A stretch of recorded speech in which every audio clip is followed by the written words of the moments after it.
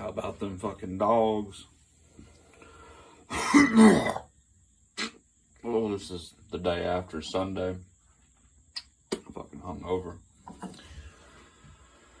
Oh, I was gonna give kind of a review on the game or whatever. What I thought it was a nail biter.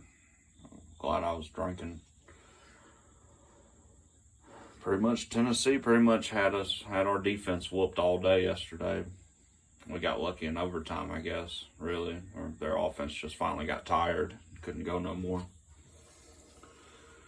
I want to say this, though. The offense showed something I haven't seen since the 2021-2022 season. And they showed true grit. They showed under adversity, trailing in an opponent's stadium, they say it's the 8th biggest stadium in the world or some bullshit like that. The 6th biggest in college. So I guess college has the biggest fucking stadiums behind them European soccer stadiums. But yeah, it was deafening. It was loud. There was times like when our band was playing, you couldn't even hear our band playing because the crowd just overtook it. Well, they were playing at the end, though. And they were interviewing Kirby after the game. They missed it wide right. I was saying it, too. Like, he's going to shank it wide right. Or he's going to I say he's just going to shank it. Shank it means he's going to... Basically means when you hit the ball, instead of hitting the ball, like, dead center, you hit the side of it. So the ball goes flying to the side or to the left, to the right. She shanked it right. Oh, got lucky, man. Sometimes you just need luck. I was like that when we played Ohio State years ago. It was the same situation when they were going down the field. If Ohio State kicks a field goal, they win the game, And he missed it. The Ohio State kicker did. That Tennessee kicker did, too. The worst part about it was the stadium went quiet when he ran out there. I was saying that's the worst thing. Everybody should have just kept on chatting. Not like screaming and yelling and cheering, but just talking to each other. Because when it went silent, oh boy, he did not have ice in his veins, put it that way.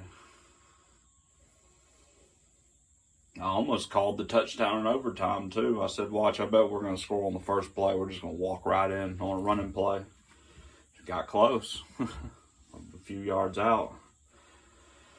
There was a point in the game, though, where the offense, and I'm talking about our offense, the Georgia offense, the running offense, it was running on all cylinders, dude. I mean, we were running the ball. We were getting good passing plays. The Bobo offense was running at full effect yesterday. He proved that it'll work. But it has to work through Gunner Stockton, and Gunner had a day. 300 yards passing, 2 touchdowns, 1 rushing touchdown. 40 yards rushing, 39, I think. He had a day. He's the reason we won the game. Just never seen that from old Becky boy.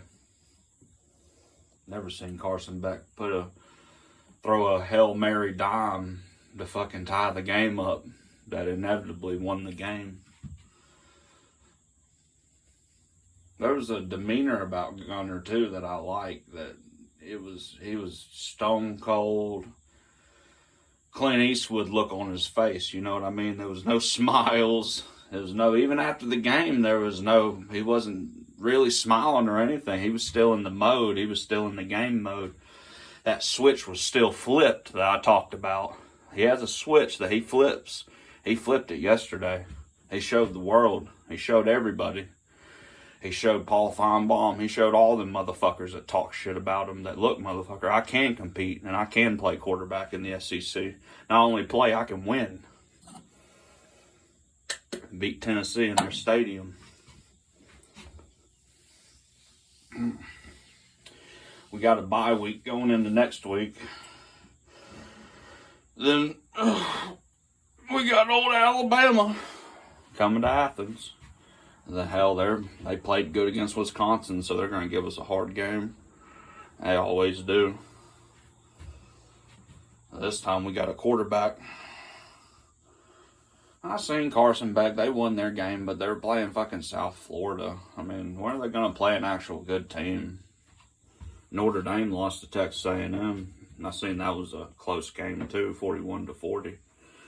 I didn't watch it. By then I was I was fucking drinking. I didn't watch any of them games really.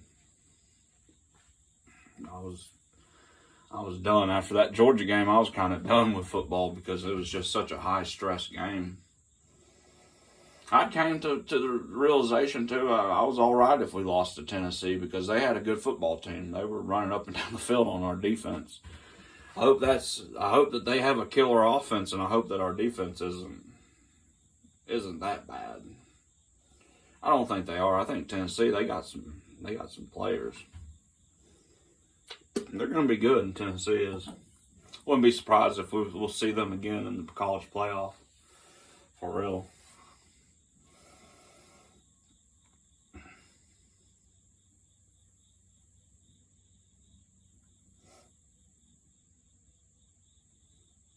Yeah. Sucks that it's a damn bye week next week. I don't know who schedules these bye weeks or whatever, but it must be because Bama wanted a bye week. We don't ever, in the past, we'd never done our bye week this early. It was always, usually we done a bye week for Florida, and then we would do a bye week for like Georgia Tech or something. It'd be usually at the end of the year. Not at the start, but I guess Bama wants a bye week, so anything to help them, right? They are not, Alabama's nowhere near the caliber of team that Tennessee is. Tennessee, not only were they passing it, they were getting good run plays on us too. They were running the ball pretty effective against us. That just hasn't been existent in years past. Yeah, that was an instant classic. I'd say it's probably the best Tennessee-Georgia game ever, I'd say. It's up there. It's top 3 for sure. I mean, for my lifetime, it's the greatest Tennessee-Georgia game I've ever seen. Now, older guys, yeah, maybe a hot nail boot. Then all the way back to the Herschel days. So, I mean, but in my lifetime, yeah, that's the best game I've ever seen, Georgia-Tennessee game. Instant classic, SEC classic.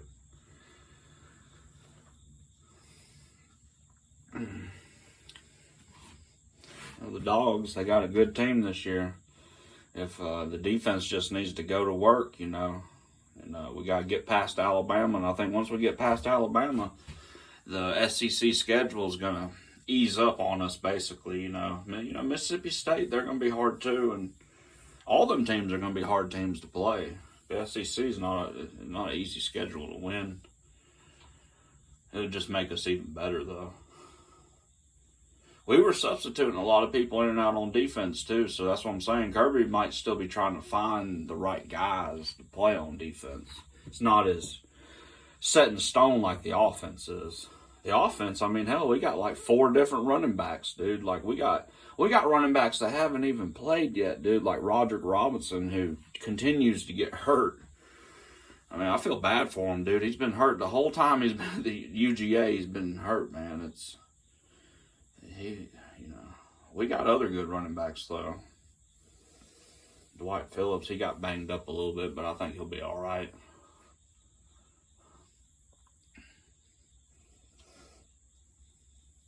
Got good wide receivers. Now, overall, the whole offense, good offensive line. Overall, the whole offense is clicking on all cylinders, running on all cylinders. Damn right, go Dogs. That was a hell of a game, man. That was a hell of a game. Classic.